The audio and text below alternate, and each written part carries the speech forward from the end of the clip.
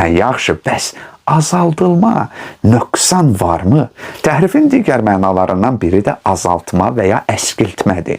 Yəni, Quranda bir zaman müəyyən şeylər olub, amma hansısa səbəbdən indiki Quranda o hissə yoxdur və Quranın tərtibi zamanı və ya sonraki dövrlərdə onun bəzi hissələrinin itirildiyini iddia etməkdir.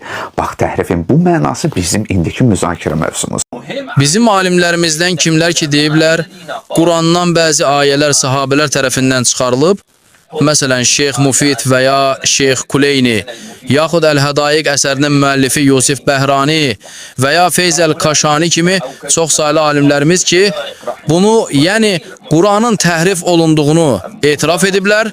Onlar bununla yanaşı həm də deyiblər ki, İmam Əli özü Quranı toplayıb və onun cəm etdiyi Quran tamdır və onda heç bir naqisliyi yoxdur və İmam sahib zaman zuhur edəndə o Quranı gətirəcək və Quranın bütün ayələrini ortaya çıxardacaq.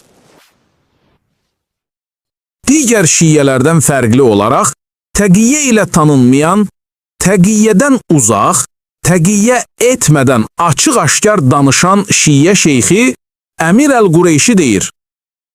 Quran təhrif olunub, 1/5 çıxarılıb.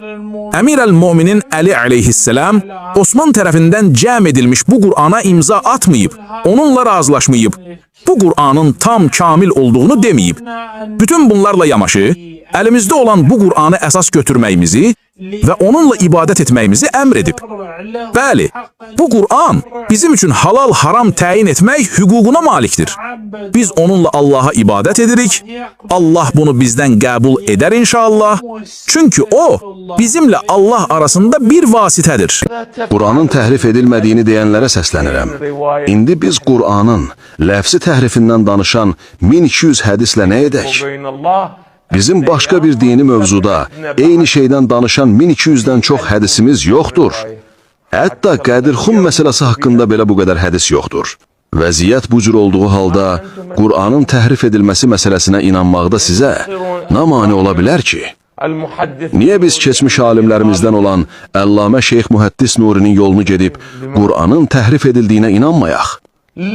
Bir halda ki, Qur'anın ləfsi təhrifə məruz qaldığını sübut edən hədislərin içindən 200 mötəbər hədis var. 200 mötəbər səhih hədis.